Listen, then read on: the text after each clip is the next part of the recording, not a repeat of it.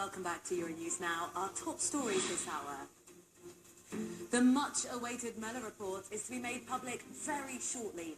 And ahead of its release, the US Attorney General emphasizes it shows no evidence of collusion between Donald Trump's presidential campaign and Russia during the 2016 election.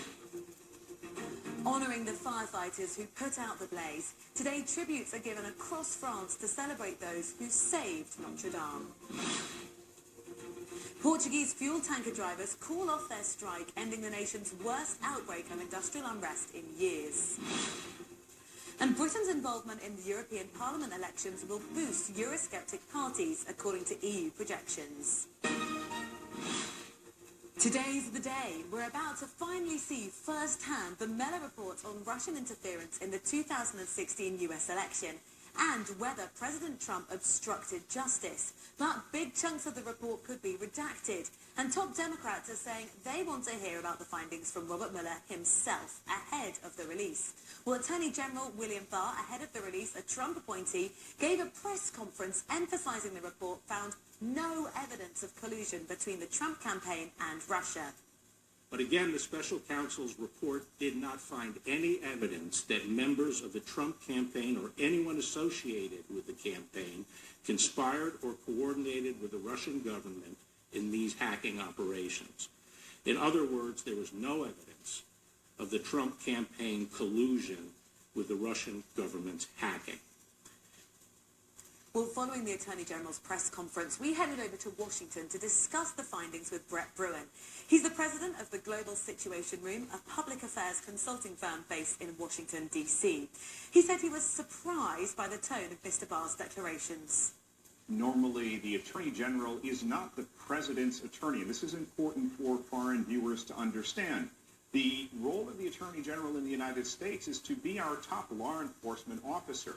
But not only the fact that he came out and held this press conference, but his language during the press conference was highly prejudicial. He was trying essentially to parrot the president's line, no collusion, and laying out a case that was highly deferential and defensive for the president. How difficult of a communication strategy has this been for the White House, do you think? If you think it's prejudicial? Well, I think, quite frankly, this is a case that will be litigated in the public space rather than in the courts. And so the communication strategy is incredibly important because it will play into the presidential campaign that is already well underway here in the United States. What we will likely see in the coming hour or hours is a report that paints a picture of a president that is not too flattering. Attorney General Barr mentioned 10 instances that special prosecutor Mueller found in which he believed the president may have committed obstruction of justice. That is a very significant accusation. Now, the Attorney General indicated he did not believe that those rose to the level of obstruction of justice. There is this question that was cited in the press conference whether or not even the president can commit obstruction of justice. But just the notion that on 10 occasions, President Trump acted in a way that could be interpreted as obstructing justice is a very significant accusation. Of course, of the report that's going to be released, parts of it are still going to be redacted. Given what we heard there about particularly privilege, do you think that if the full report was disclosed, we might have more transparency, considering the fact that, some people were worried parts of that report might incriminate Trump?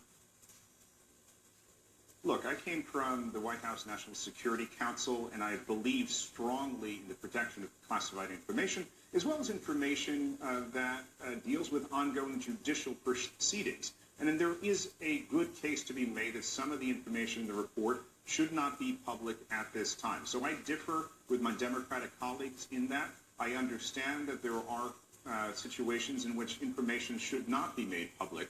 That being said, I think the importance of transparency in this, that the American people, that people around the world have the opportunity to understand the basis on which these decisions are made is incredibly important.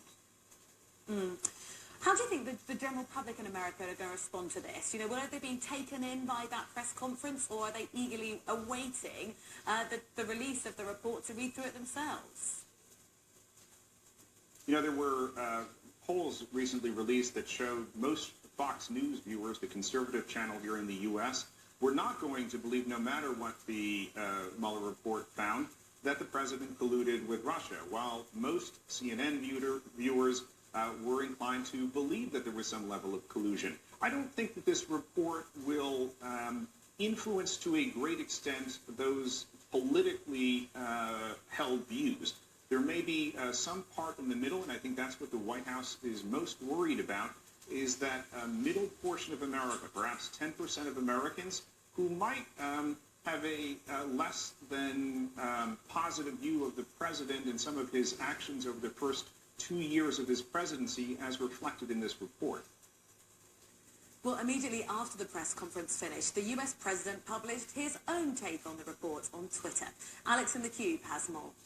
Perhaps his favourite means of communication, Twitter, and the president in his usual Trump flair. Look at this. Game over. This writing, reminiscent of the HBO hit series Game of Thrones, is worth saying. No collusion, no obstruction, Donald Trump tweets. There was no actually accompanying text here. He just says, for the haters and the radical left Democrats, game over. And that mirrors as well some of the tone of a video that Trump had posted. It's a video that features him talking with music edited, very dramatic, from earlier on before we had this press conference, again repeating what has become a catchphrase. No collusion, no obstruction. We'd also seen him this morning tweeting presidential harassment. Donald Trump, I think, as you can get a sense from this tweet, feels vindicated. He feels that this is a conversation that is over, although of course we're now starting to see from Democrats demanding to see the full report that this is not game over for them. But this is how the president has presented it, Rosie, immediately after we had that press conference. Then there's Donald Trump Jr., his son, of course. This was what he had to tweet. He tweeted to say, so we are clear, the White House offered unfettered access, these are quotes from that press conference, no redactions, and didn't exert any executive privilege. So we say, look at this, start spinning CNN, so you can see where this is going. We are waiting. So that tete-a-tete, the to and fro from the press already beginning, expecting, Donald Trump Jr. here, expecting what he says spin to come from the media. But even the tone of the president, the radical left Democrat, game over. There is a sense here that this has been a very nasty to and fro between the various sides. Donald Trump and his son here being very triumphalist. As you can imagine, the Trump camp will see this as a complete vindication. But Rosie, we're now starting to see that as the Mueller report becomes a worldwide trend, there are the Democrats and those on the other side demanding to see the full report. And actually, well, to hear from the man himself. So game over? Probably not, although the president, this is going to get a lot of reaction. In Portugal, a strike by petrol tanker drivers, which caused long queues outside petrol stations, has ended. The industrial action over pay and conditions meant petrol stations ran dry. The government declared a national emergency to ensure essential services were maintained. But striking drivers have now called off their action. Our reporter there, Philippa Suarez, gave us this update. The strike by petrol tanker drivers is over, and as you can see behind me in this petrol station here in the city center of Oporto, there are no more queues, long queues, as we have seen all over Portugal in the previous days. But the situation is far from being normal. When the Portuguese government announced an agreement with the trade unions, the government announced as well that the supply won't be back to normal before the beginning of the next week. But in any case, the Portuguese citizens now feel relieved as they can go on Easter holidays to visit their families all over the country without the concern they had before that they couldn't find fuel in the petrol stations. There are still problems, still petrol stations without fuel, but it should be sorted out in the next days. The agreement reached this Thursday between the Portuguese government and the trade union promises to find a solution for these professionals till the end of the year. They claim better wages and also a special category that distinguishes them from the other truck drivers. Having the UK vote in the next EU elections would boost Eurosceptic groups in the next European Parliament. That's one of the highlights of a new survey out today. After the UK secured another 6-month extension into Brexit that might force it to take part in next month's election. Under the new survey, which assumes the number of seats in the next parliament will remain at 751, the centre-right European People's Party would remain the largest group, but its share would drop to 180 seats, down 37. The centre-left Socialists and Democrats would be the second biggest grouping with 149 seats, or 19.8%. That's slightly down from a previous survey in March that did not include British votes. Well, earlier I discussed this survey with Ewan Healy, Editor-in-Chief for Europe Elects, which aggregates polls across the EU. I think what's significant about this new prediction is the inclusion of the United Kingdom, and I think you see that because the Labour Party, the UK Labour Party, is a member of the Social Democrats group in the European Parliament. They would become the Social Democrats' largest party. It could be a significant delegation for them, and as you mentioned in your build-up, the importance of the growing on the sort of the EFDD group on the right and growing of right-wing parties, specifically in Nigel Farage, the former leader of the UK Independence Party, a significant pro-Brexit campaigner. His new party that he's launched called the Brexit Party, gaining as much as a quarter of the vote in European elections that could come. What might this mean then for this possible surge in these far-right seats in the European Parliament?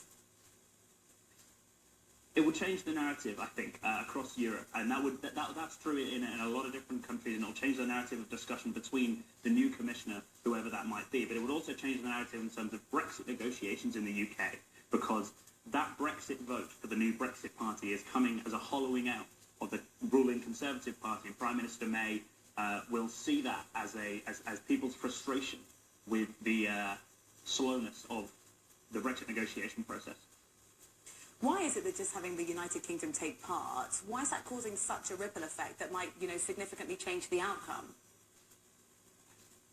I wouldn't say it's so much a ripple effect on the rest of the European Union, but it's a trend that's being seen a lot across a lot of Europe, a lot of the European Union, and I don't think it's because of the UK, but the UK is part of that wider trend of a sort of a rise of the right, and especially we're seeing a new alignment sort of suggested by Deputy Prime Minister of Italy, Matteo Salvini, in the European Alliance of Peoples and Nations, which would really shake up and create a sort of united right model in the European Parliament that could really shake up the party order of the European Parliament.